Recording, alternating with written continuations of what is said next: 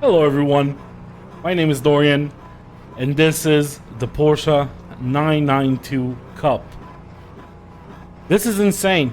This car is such a success story, and let me tell you why. I'm gonna take you guys on a little trip from Bridge to Gantry on the Nordschleife and tell you what I think about this car. Obviously you can tell by my face, I'm smiling ear to ear, and for a good reason. I always had a bone to pick with the old 991, the old Porsche 911 Cup, because I felt like it didn't represent what a race car with full slick tires should feel like. Now, granted, I don't know what I'm talking about. I'm not a racing driver, so I could be talking out of my ass here, but it felt too difficult to drive. It was very rewarding when you got it right, sure. And that's why a lot of people loved it and were worried about this new version, which I'll explain why in a second. But it was really hard to manage, especially on high-speed corners. It didn't ensue much confidence. So I never really vibed with that car. Never felt comfortable pushing. It always felt like you're right on the edge, even if you weren't. So I kind of steered off it and moved on to other things like F3s and GT3s and LMP2. I found myself more comfortable with those cars. Now we have this new 911 992, and it's such a nice balance between a car that's still scary to drive.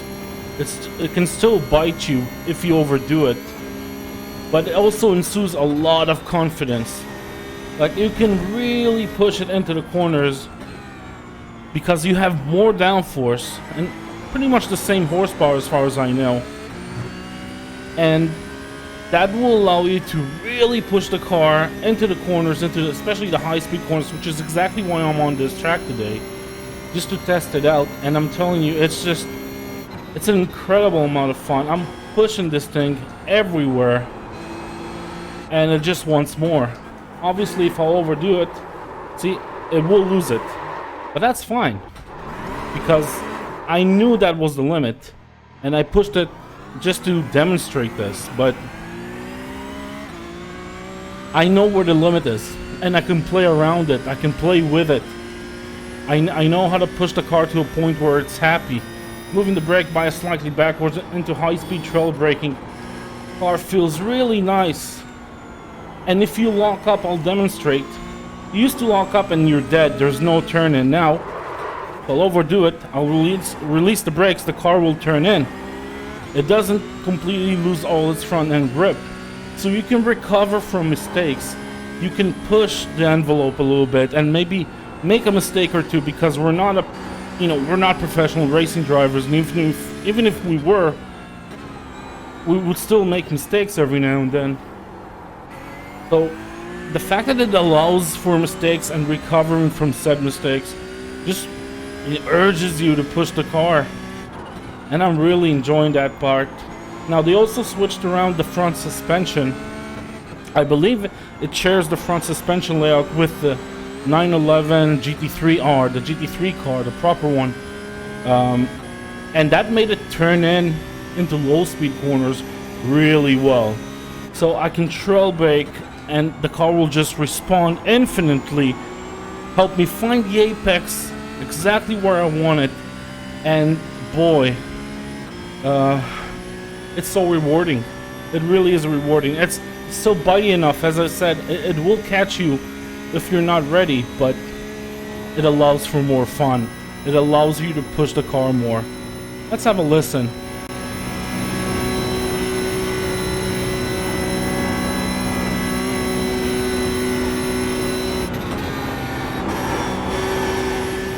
Not the biggest fan of the noise, I have to say, but it's not bad per se. It's just not as visceral as I want it to be, I suppose. So it could be better, but I guess it could be worse too. So it's somewhere in the middle. It's kind of mediocre, I would say, in terms of how it sounds, but how it feels, the force feedback. I'm running a TSPC with IRFFB installed, and I have it pretty well tuned, I would say, the RFFB software, and I'm feeling everything I need to feel. I got the bumps, I got the understeer, I got the oversteer. When it locks up, it gets light. When I'm understeering, it gets light. And when I'm overdoing it, it allows me to catch it. These small slides, I'm trying to push the car, and just it rotates on power so well. And if you overdo it, you can still dance on the limit.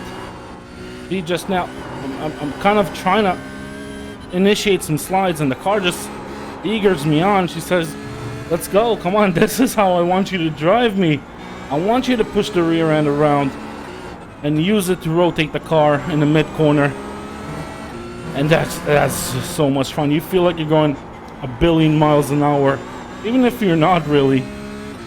I'm just straight up pushing the car like an idiot right now, not really doing the proper techniques to everything, but yet I'm saving the car somehow. This would have been like what I just did. I would have never been able to recover with the old 991. So very much happy with this as a package. I'm definitely gonna start driving this car more. Flying through the air there. No ABS, no traction control, but more downforce and a much more balanced car. The front end just grips way better. Doesn't feel like you're running bicycle tires every time you're on the limit. There's no infinite slides. So the car just responds so well. I'm very happy with this. This is a good package. And if you were concerned about the rumors of it being too easy to drive, I urge you to reconsider. It can catch you off guard. You can still overdo it.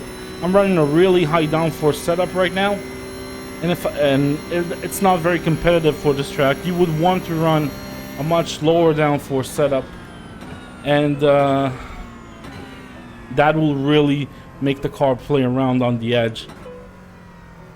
Anyways, whew, I'm sweating. That was a lot of fun. I hope you guys enjoyed this video. And if you've never bought this car because you were afraid of it, I think now's a good time.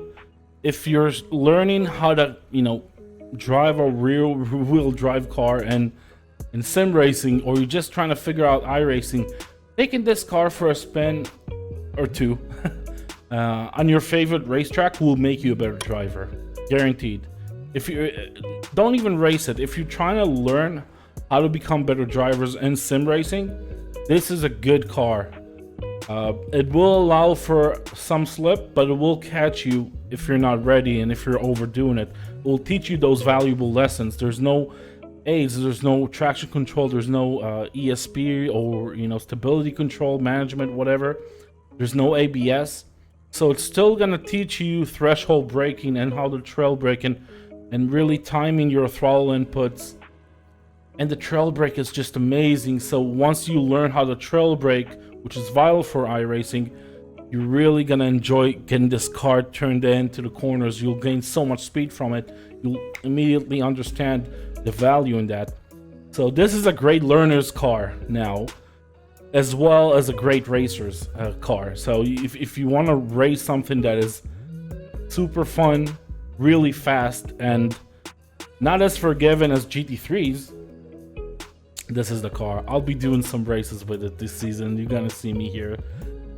Either way, if you enjoyed this video, leave a like, and if you want to see more of these type of videos, then subscribe to the channel. See you guys in the next one. Bye bye.